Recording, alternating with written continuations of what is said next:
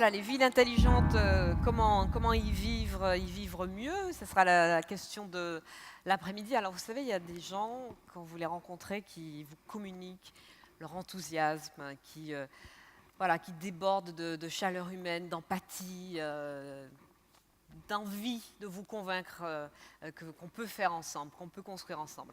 Mais c'est tout à fait le cas de notre interlocuteur qui va entrer sur scène dans quelques secondes et qui s'appelle Carlos Moreno. Il est architecte, il est surtout professeur et directeur scientifique à l'université Paris 1, à l'université de la Sorbonne.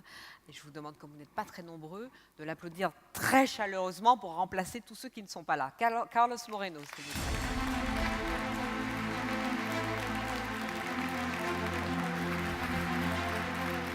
Merci.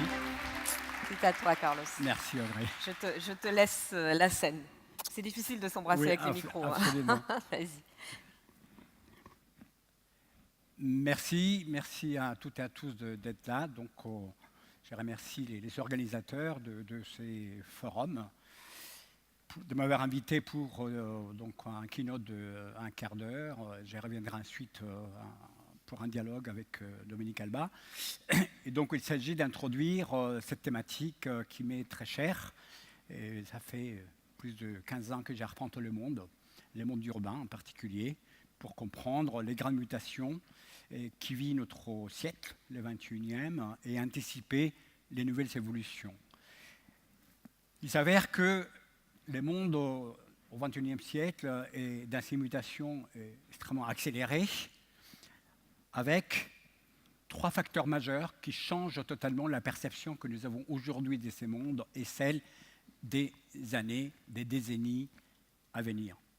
La première, c'est effectivement le fait que sur 3% de la surface de la planète, il y a 54% de la population qui habite.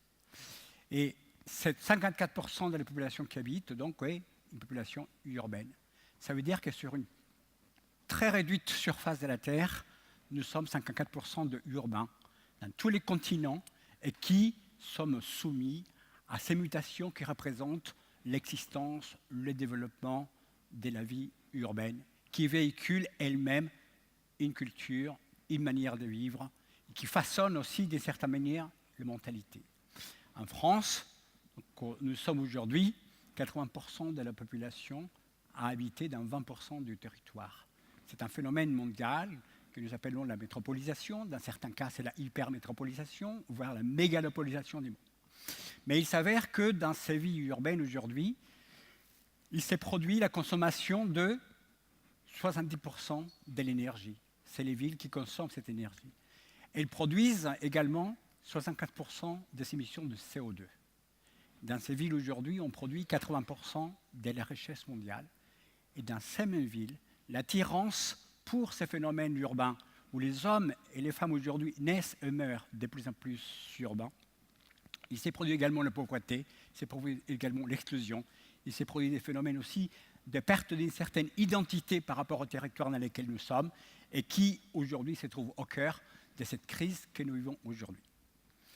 Il s'avère que le XXIe siècle, il n'est pas uniquement donc, le siècle des villes, au même titre que le XXe a été le siècle des États-nations et que le XIXe était le siècle des empires. Cette phrase, elle m'est attribuée au niveau international à tort à moi, elle a été prononcée par l'ancien maire de Denver, Wellington Webb, à la conférence des maires des États-Unis en 2010. Mais elle reflète assez bien ce siècle dans lequel nous vivons, qui est un siècle dans lequel les centres de gravité, non seulement de la vie urbaine, mais également économique, sociale, politique, se passent de plus en plus par rapport à ce que nous vivons dans les villes. On a une déliquescence des États. On l'observe aujourd'hui, l'État fédéral aux États-Unis, en contradiction avec les grands centres urbains. On le voit également dans beaucoup de villes donc, en Europe, et même des pays continents comme la Chine et l'Inde sont traversés par ces phénomènes qui est la naissance et le développement des grandes métropoles urbaines qui produisent un produit des richesses qui étaient notées dans un produit interne brut d'un État-nation et qui devient aujourd'hui ce que nous, les scientifiques, appelons les produits urbains bruts, parce que c'est là où il se crée des nouvelles richesses également. Mais ce XXIe siècle, il a une autre particularité que vous connaissez tous fort bien, puisque c'est les siècles de l'ubiquité.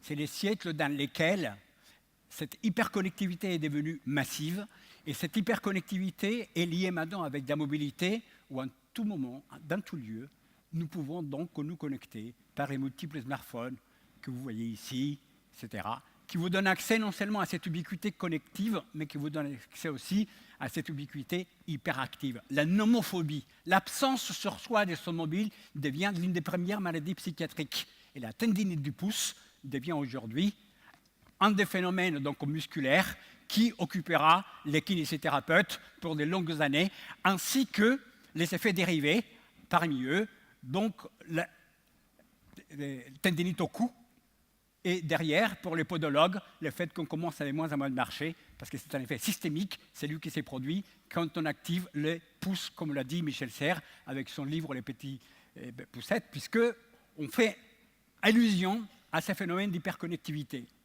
Mais le monde urbain, croisé avec l'ubiquité, avec l'hyperconnectivité, est en train de générer un nouveau phénomène qui est celui d'un siècle, une décennie dans laquelle on n'a jamais été aussi massivement connectés et en même temps aussi massivement socialement déconnectés.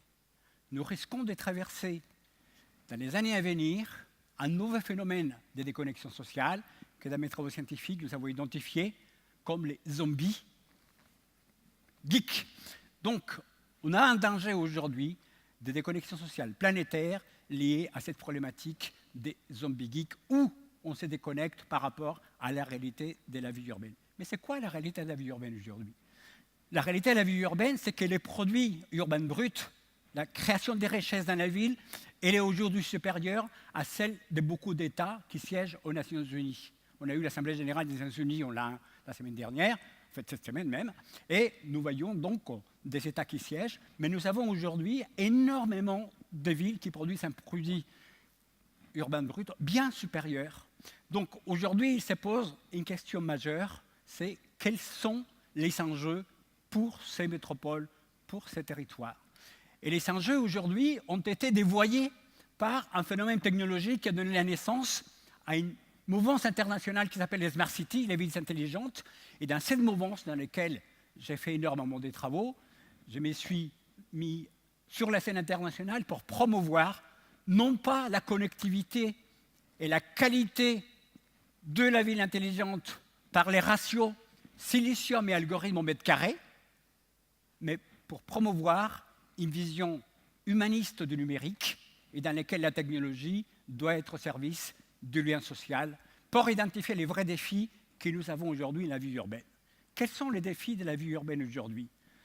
Les premiers défis de la vie urbaine par rapport à ces siècles dans lesquels nous vivons, il n'y en a pas un autre. Il doit nous obséder du matin au soir et chaque acte de nos vies quotidiennes urbaines doit être en relation directe à ce défi, c'est le défi climatique.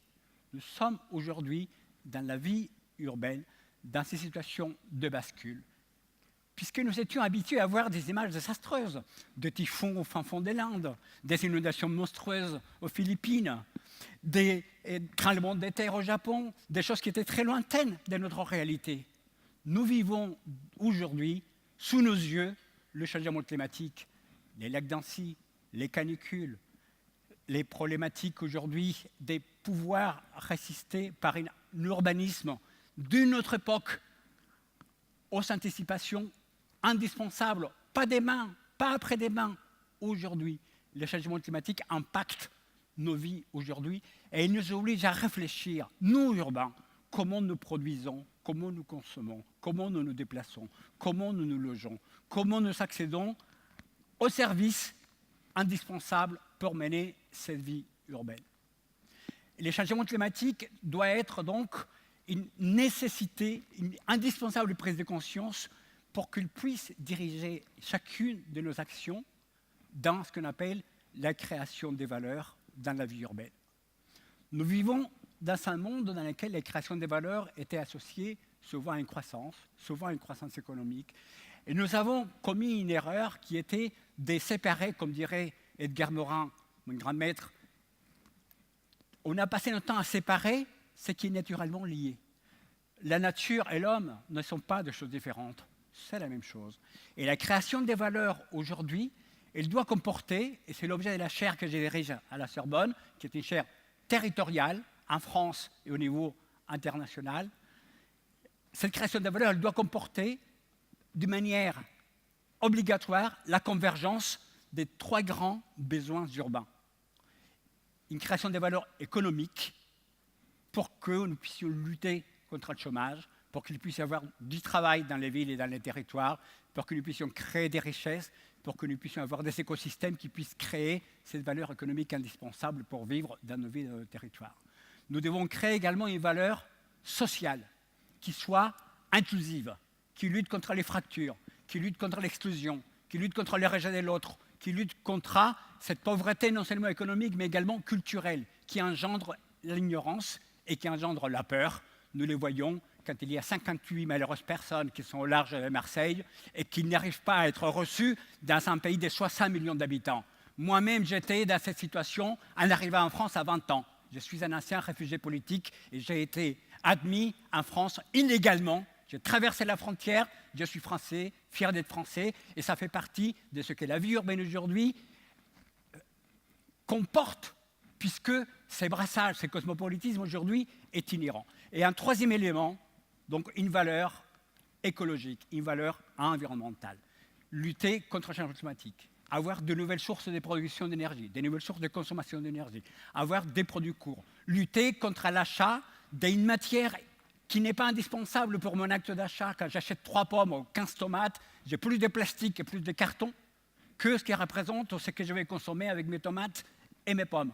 Donc nous avons besoin de prendre conscience que ce que nous appelons aujourd'hui les siècles de l'Anthropocène, c'est Paul Jacob Coetzer, prix Nobel de chimie en 1992, qui a proposé avec les biologistes américains Stewart, cette nouvelle considération de l'ère dans laquelle nous vivons. L'Anthropocène, c'est les siècles dans lesquels l'action de l'homme a produit la transformation de la nature à son propre détriment. Depuis 2013, nous avons dépassé les 400 particules par million de CO2, le ppm, qui met de manière presque irréversible en danger la vie humaine, la civilisation. La planète n'a pas eu besoin de l'homme tout le temps. L'homme a besoin de la planète en permanence. Et donc, aujourd'hui, il est impératif, dans ce siècle de l'Anthropocène, de prendre compte de cette notion-là, dans laquelle c'est un changement induit par l'homme, c'est fait en particulier par la manière comme nous vivons dans la vie urbaine. C'est pour ça que dans des lieux ici comme Le Havre, avec un maire, donc je salue Luc qui est là en tant que maire, et les gouvernances locales, ce n'est pas uniquement la vision et la gouvernance que peut proposer le maire, mais c'est également l'implication citoyenne, la participation, non seulement la démocratie élective, non seulement la démocratie participative, mais la démocratie d'action qui se trouve au cœur de ces changements.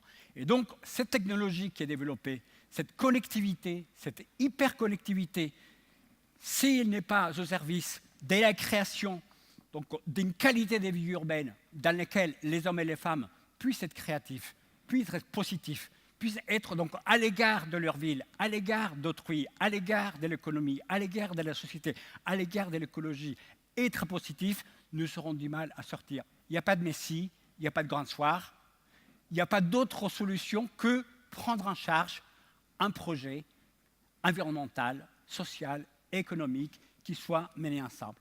Et c'est pour ça qu'aujourd'hui, les villes ont un rôle majeur.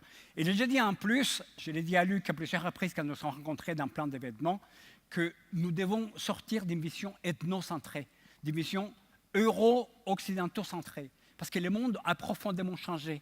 Et donc, cette ubiquité qui traverse le monde entier, elle est vraie en Asie, en Afrique, en Amérique latine. Quand j'ai quitté la Colombie, il y avait 20%, il y avait 30% des citadins et 70% des ruraux. Aujourd'hui, l'Amérique latine, c'est 20% des ruraux et 80% d'urbains. C'est les continents les plus urbanisés au monde. Et tout le monde a accès à la connectivité, à 2, 3, triple connectivité. Et donc, la connaissance qui est véhiculée par la connectivité arrive à tout le monde. Donc, la concurrence par rapport à nos métropoles dans ces siècles de villes, elle vient aujourd'hui un peu de partout dans le monde. Et donc, nous devons aussi créer cette valeur sociale, économique, écologique qui doit se baser sur la connaissance, qui doit se baser sur un nouveau savoir-faire, qui doit se reposer sur l'éducation et sur la formation. Je terminerai en vous donnant quelques chiffres qui peuvent vous amener à réfléchir. Si je prends les 20 premières capitales, les premières 20 premières mégalopoles mondiales, et si je les match sur le continent européen, pour qu'on situe les niveaux de concurrence que nous avons aujourd'hui. La péninsule ibérique, et je salue mon ami le maire de Pontevedra qui est là, la péninsule ibérique, c'est 2 villes, Séoul et Karachi. La France plus l'Allemagne, c'est 3 villes, Shenzhen, Guangzhou et Mexico. Et Shenzhen, pour ceux qui allons souvent en Chine, on se souvient qu'il y a 30 ans, c'était un terrain vague. Shenzhen n'existe que depuis 20 ans, et c'est les premiers ratios PIB par habitant. La totalité du nord de l'Europe, c'est des lits. Et les UK, Brexit ou pas Brexit, c'est des villes, Tokyo et Shanghai. Donc, ça doit nous donner un cadre de réflexion sur le fait que notre vision du monde, eurocentrée, occidentale-centrée, doit basculer sur des niveaux justement de création des valeurs, parce que toutes ces villes que j'ai citées, elles sont toutes connectées. Et l'accès aussi à la connaissance, il y a beaucoup de pauvreté encore, il y a beaucoup de difficultés, mais les développements du monde qui basculent vers l'Est et le Sud de la planète, notre population européenne, en un siècle, moins 50 ans, et dans 50 ans, elle sera à peu près au même niveau, entre 500 et 700 millions d'habitants, quand l'Afrique aura été multipliée par 4 à 4 milliards d'habitants, et que la planète entière sera à 9 milliards d'habitants. Donc, si nous ne sommes pas citoyens, citadins urbains, capables de nous approprier de notre destinée, dans une autre course qu'à la consommation, dans une autre course qu'avoir la voiture la plus grosse que le voisin, dérouler nos mécaniques, et c'est le cas de le dire, nous serons condamnés à ce moment-là à perdre cette bataille. Et ce n'est pas les grands remplacements qui nous attendent. On n'a pas d'ordre des immigrés qui attendent devant nos ports pour prendre nos places dans les villes. C'est une concurrence économique, sociologique, culturelle, parce que ces mondes qui basculent, ils risquent de passer devant nos portes si nous enfermons dans la haine, les rejets de l'autre et la difficulté du soi. C'est pour ça que les propositions pour changer nos villes, pour qu'on n'ait plus de voitures dans les villes, pour que l'air soit respirable, pour qu'on soit sur des villes sans carbone, pour qu'on évolue donc avec des villes qui sont en harmonie avec la nature, pour qu'on récupère l'eau, pour qu'on récupère les biodiversités, pour qu'on fasse des villes dans lesquelles on puisse marcher, pour qu'on fasse des villes dans lesquelles on puisse respirer, pour que les enfants s'approprient l'espace public, pour qu'il y ait des liens intergénérationnels, pour qu'on puisse dire à l'autre « welcome », réfugié ou pas réfugié, pour lui faire un projet, une proposition de création des valeurs urbaines. Je vous invite donc, dans cette discussion qui suit, à réfléchir sur ce que vous jouez comme rôle en tant que citoyen, citadin urbain, puisque c'est vous aujourd'hui qui êtes les clés. Les maires aujourd'hui, des maires comme Luc, sont parfaitement conscients des enjeux qui sont aujourd'hui et qui ne sont plus des enjeux des partis politiques avec l'étiquette A ou l'étiquette B ou l'étiquette C, parce que le vrai enjeu, c'est un enjeu d'humanité. Merci beaucoup. Merci, Carlos. Alors, attends. Reste 2 secondes avec moi, là. J'ai un petit compte à régler avec toi. Merci beaucoup. Il est où le... Tu vois un peu. Merci. Je vous avais dit, hein. Merci beaucoup. Je vous avais dit que cet homme gagnait à être écouté. Merci, Il est où le cadreur qui fait le plan serré sur Carlos? C'est toi, là, derrière la caméra? Non, ici. Alors, je pense que vite, tu vois, tu lui as donné le tournis, mais c'est pas grave. Ne change rien, continue avec la même passion, continue à te déployer comme ça sur scène. Moi, je crois qu'avec Carlos, on voit vraiment ce que c'est que la conviction, d'aller vers l'autre, d'emmener l'autre. Tu dis, il n'y a pas de grand soir. C'est vrai, il n'y a pas de grand soir, mais il y a chacun d'entre nous. Et quand on écoute des gens comme toi et quand on a juste envie de les suivre, on se dit, c'est possible, on peut faire des choses. Je compte sur tout. Et ceux qui ne l'ont pas encore vu, là, qui ne sont pas arrivés, ils auront une possibilité de se rattraper parce qu'il va revenir dans l'après-midi. Merci, Carlos. Merci à toi. Merci beaucoup. À tout à l'heure.